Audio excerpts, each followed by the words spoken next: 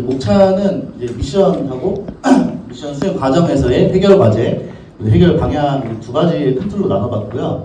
자, 첫 번째로 미션 설정의 계기를 먼저 설명해 드릴게요. 저는 이제 외부와 내부로 좀 나눠서 분석을 좀 했었는데 좀 간단하게 읽고 넘어가시면 될 것 같아요. 외부 같은 경우는 아까 서두에서 이제 사장님께서 발표하신 이제 기후의 변화라든지 이제 경제로 인한 경기 둔화라든지 이런 것들을 설명해 주셔가지고 요거는 빠르게 넘어가도록 하고 내부만 잠깐 이제 설명을 해드리면은 세겹집이 사실은 상권 내에서 굉장히 저는 독보적인 어떤 고객의 좀 환호를 받고 있었다고 생각을 하거든요. 근데 지금 같은 경우는 좀 일관성이나 좀 차별화해서 예전만큼의 그런 독보적인 좀 분위기가 나지 않고 있다라고 저는 좀 생각을 하고 있고, 그런 원인 중 하나가 이제 기존의 방식에 대해서 이제 그런 관점이나 시스템이 좀 한계용에 다다랐다고 좀 생각을 합니다. 그래서 이제 내부와 외부를 이제 좀 종합적으로 봤을 때 이제 같은 단위에 투입된 노력 대비해서 성과가 좀 줄어들고 있다라고 좀 생각이 들고, 현 조직장이라는 거는 저를 이제 말씀드리는 거고요. 현 조직장의 방식에서의 최고점이지 않나. 최고점이라는 말은 제가 아주 잘하고 있다는 그런 최고점을 말씀드리는 게 아니고요. 지금 저의 역량에 맞는, 현재 나의 역량에 맞는, 그리고 나의 행동 양식에서의 최고점이라고 저는 생각을 하고, 그래서 이제, 과거에는 사실, 이게 저는 특정 구성원을, 예를 들어서 매니저를 지원하시는 분들, 지향하시는 분들이나 지금 매니저이신 분들을 좀 지식 근로자로 좀 저도 무의식적으로 스스로 인정하고 육성을 했다면, 이제 앞으로는 좀 모든 조직 구성원들의 사고를 지식 근로자로 좀 전하려는 좀 새로운 노력이 좀 필요하다고 저는 좀 생각을 했고요. 그래서 결과적으로 앞으로 나오는 이제 미션은 다른 방식의 사고와 다른 노력을 하기 위해 좀 설정을 해봤습니다. 미션입니다. 미션은 성장에 대한 열정으로 최선의 경험을 제공하여 고객으로 하여금 자부심을 느끼게 한다라고 설정을 했고요. 잠깐 설명을 드리자면 성장에 대한, 잠시만요. 성장에 대한 열정. 성장에 대한 열정은 무엇이냐? 여기 써 있는 대로 사실 읽어보시면 될 텐데 한 번 더 저는 얘기를 좀 해드리고 싶었어요. 사실 이게 발표 개념보다 왜 이게 이 설정한 이유를 제가 직접 말씀드리는 게 더는 납득도를 더 올릴 수 있을 것 같아서 이제 조직 구성원들은 자기주도 학습과 문제 해결 능력을 스스로 이제 해결할 수 있어야 된다. 학습을 통해서 자기 발전의 성과를 좀 체감하고 조직장들은 이 과정에서 잠시만요. 이 과정에서 구성원들이 명확한 직무인식과 개인 및 조직 간의 상호관계를 이해하도록 지원해야 한다. 이러한 노력을 통해서 구성원은 자기 확신과 목적의식을 갖게 될 것이고, 그리고 개인의 성장 열정과 조직장의 동기유발에 맞물려서 개인과 고객에게 의미 있는 경험을 제공하는 방법을 인식할 수 있다. 그런 정의로서 성장에 대한 열정을 키워드로 뽑았고요. 두 번째는 최선의 경험이에요. 그러면 최선이란 뭔가라고 이제 사전에 치면은요, 사전적인 의미로 온 정성과 힘이라고 나와요. 아마 이게 모든 걸 다 내포했던 의미라고 생각을 하는데, 조금 풀어서 제가 설명을 한번 해드리면은 단순한 노력의 집합을 좀 넘어서 지금 나의 현재 역량을 좀 넘어서는 도전과 그 과정에서 쏟아지는 진심 어린 정성. 그러니까 쉽게 말하면 오늘 내가 할 수 있는 한계를 뛰어넘어서 노력하는 게 과연 그것이 그 최선이다.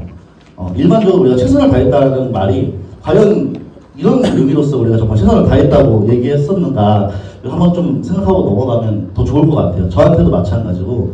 그래서 이러한 개념을 바탕으로 최선의 경험은 이제 개인이 지속적으로 성장하면서 고객에게도 깊은 만족과 가치를 전달하는 매 순간 진심이 담긴 정성의 결과라고 저는 생각을 하고요.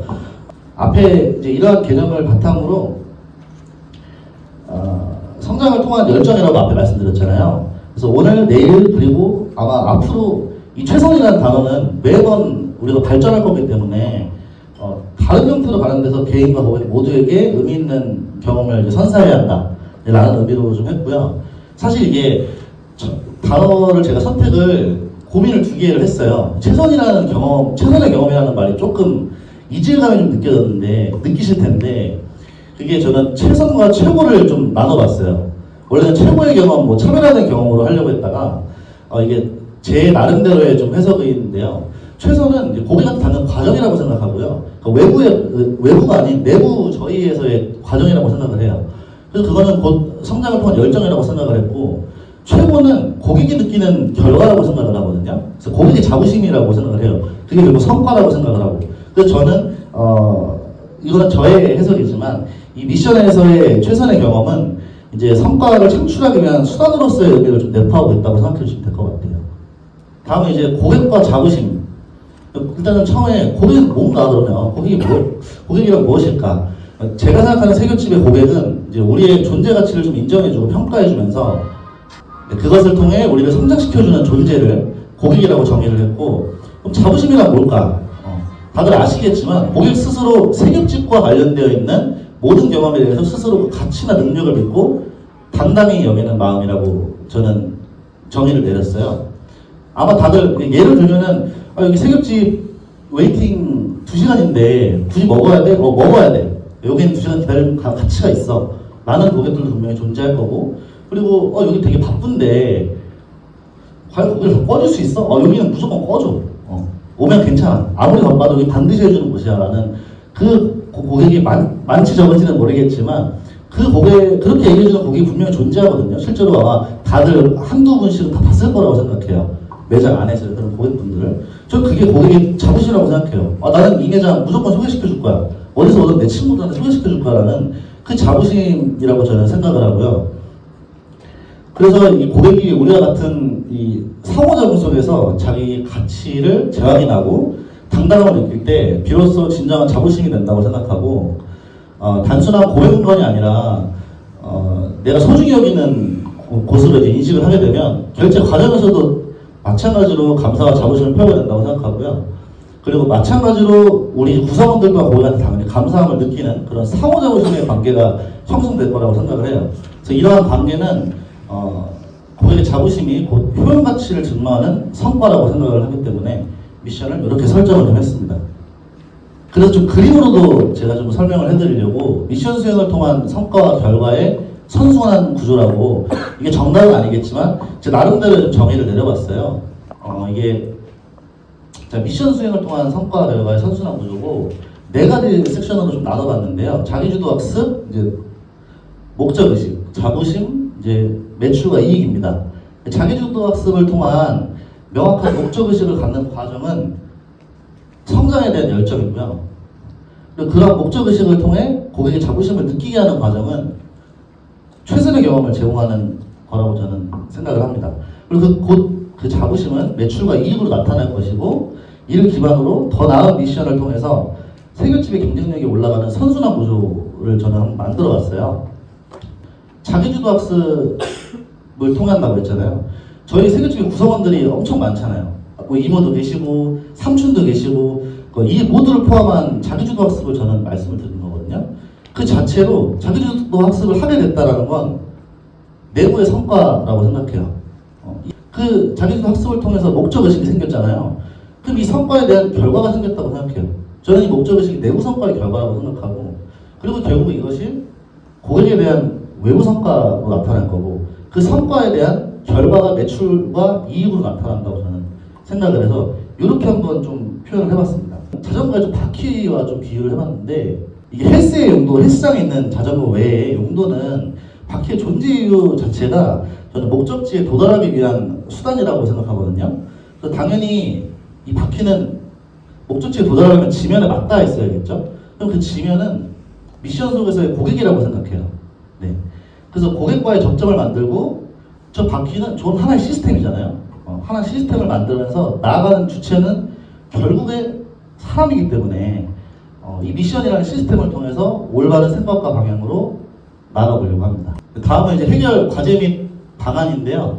첫 번째로는 앞서 말씀드렸던 것처럼 자기주도 학습이 부족하기 때문에 첫 번째 키워드로 좀 뽑았고요. 스스로 공부할 줄 알아야 된다. 제일 중요한 본질이라고 생각해요. 음식에 대한 어떤 가치도 알아야 되고, 음식을 할 줄 아는 것도 되게 중요하지만 왜 음식을 이렇게 만들어야 되는지, 왜 고객한테 이런 걸 제공해야 되는지가 사실 본질적으로 먼저 와닿아야 된다고 생각하거든요. 지금의 본부장님께서 말씀하신 것들은 지금의 점장들을, 그리고 매니저들을 통한 메시지이기 때문에 충분히 이해할 수 있지만, 점조직 안에 있는 구성원들은 그렇게까지 사실 이해하기가 참 어려울 거예요. 그게 이제 점장들의 과제라고 생각을 하고요. 그 스스로 공부할 줄 알아야 된다는 건 일단은 조직장들이 조직 구성원 개개인의 영역을 좀 파악할 줄 알아야 된다는 생각해요. 그래서 개인에 맞는 교육과 코칭을 좀 설계해야 된다는 게 저는 하나의 해결 방안이라고 좀 생각을 했고요. 두 번째는 전문성 부족인데요. 이제 최선의 고객 경험을 창출하기 위한 제품과 서비스의 개발 능력이 부족하다. 이게 굉장히 큰 산이라고 생각해요. 특히나 저한테는 어떤 서비스도 마찬가지지만 제품 쪽에서 저는 아주 탁월함도 없다고 생각하고 그만한 관심도 정말 있어야 되는 위치이고 그런 업인데도 그런 게 되게 많이 현재로서도 관심이 많이 없어서 이런 부분에 대한 좀 관심을 좀 많이 일단 가져야 될 거라고 생각을 하고 저부터 그리고 앞에서 설명드렸던 자기주도 학습과 사내외 교육을 통해서 이제 과거처럼 이제 아마 이 솔루션과 이 미션들은 과제들은 작년 재작년 매번 아마 모든 점장들 모든 매장에서 나왔던 문제와 방안이라고 생각해요. 생각해보니까 매번 이렇게 써놓고 실행이 안 됐던 이유는 뚜렷한 목표가 없었다고 생각해요. 이번에 어떤 제품을 만들겠다. 올해 안에는 이 제품을 만들어 보겠다. 역량 개발 목표를 역량을 개발할 건데 언제 할 거야? 어떤 걸 할 거야? 라는 구체적인 게 없었기 때문에 시행이 되지 않았던 게 굉장히 많았다고 생각해요. 그런 열정과 마음만 있었지. 그래서 이런 것들을 꼭 수립해야겠다라는 좀 생각을 했고요. 세 번째는 문제 해결을 위한 전사 타 부문과의 협력 체계가 좀 부족하다. 이거는 고착화된 행동 양식의 탈피가 뭐냐? 이거는 하나의 일부분이긴 한데 그리고 요거를 설명하기 전에 이 다음이 원래는 이제 전사 협력 사항이나 이제 당부 말씀이나 이제 그런 것들을 하는 섹션에 같이 넣어봤어요. 같이 요청 겸 저의 그 해결 방안 그리고 해결 과제라고 생각을 해서 하나로 좀 묶어봤어요. 그래서 여기서 간단하게 그림을 통해서 좀 설명을 해드리면은 첫 번째는 프로다운이에요. 사고하는 방식을 좀 의미하는 건데 지원본부나 이제 타 점장들과 지원 과정이나 해결 과정 속에서 뭐 통화를 한다든지 아주 되게 하나하나부터 어떤 문제를 어떻게 해결할 것인지에 대한 이제 what과 how에 대한 생각을 별로 하지 않았다고 생각해요. 일단 저부터 정말 많이 안 했다고 생각하고 많이 부족하다고 생각해서 사실 다들 아시겠지만 누가 그렇게 했는데 누가 그랬어? 누군데? 라는 말을 제가 많이 했었고 아마 다들 한두 번씩은 해봤다고 생각을 해요. 그래서 그런 부분의 사고를 좀 벗어나야 하고 다음은 일하는 방식에서 원리 원칙적인 방식도 물론 굉장히 중요하지만 사실 그 원리와 원칙은 결과적으로 성과를 위한 즉 이제 고객을 위해서 만든 업무 방식이라고 생각하거든요. 초점은 거기에 있다고 생각해요. 그래서 다소 불편하거나 원칙과 맞지 않는 어떤 요청이나 행동을 하더라도 그런 불만스러운 감정들은 조금 한켠에 내려놓고 고객을 위해서 좀 움직이는 원팀이 좀 되었으면 합니다. 그리고 마지막으로 소통의 방식인데요. 이제 예를 들어서 이제 연봉 서열 같은 거 있죠. 먼저 들어오신 분, 그리고 본부장과 매니저를 대하는 태도와 이런 것들이 좀 달라지고 역할이 다른 거고 직무에 직급에 맞는 직무가 다른 거지 역할이 다른 것뿐이지 사람이 다른다고 사람을 보고 저는 그 태도가 다르면 안 된다고 생각하는데 그런 연봉서열적인 제도가 아직 조금은 남아있지 않나라는 생각이 좀 있고 관계에서 너무 깊어서 이제 마찬가지로 점장들 중에서도 유독 많이 관계를 많이 하는 점장들도 있는데 그런 점장들끼리 모였을 때 힘들 때 좀 건설적이고 좀 나아가야 되는 어떤 방향성에 대한 좀 고민을 얘기해야 되는데 회사에 대한 불만을 얘기하는 게 굉장히 제가 돌아보니까 조직 문화에 좀 피해를 많이 주더라고요. 제가 저 스스로한테 좀 하는 얘기인데 실제로 많이 사장님하고 소통도 많이 해봤고 그런 부분에 대해서 그런 부분도 있고 나이에 대해서도 이것도 연봉사회가 마찬가지지만 나이가 좀 많으니까 어쩔 수 없이 좀 해드리고 얘는 적으니까 내가 좀 편하게 해도 되고 그런 걸 떠나서 우리가 손 윗사람의 정도에 따라 태도나 표현이 좀 달라지는 그런 소통의 방식을 좀 같이 주의하고 그리고 점진적으로 우리가 생각하는 건강한 문화가 될 수 있도록 그걸 같이 지향해 줬으면 좋겠습니다. 이 사진은 그냥 이제 저희가 열심히 하고 있는 사진을 한번 넣어봤습니다. 감사합니다.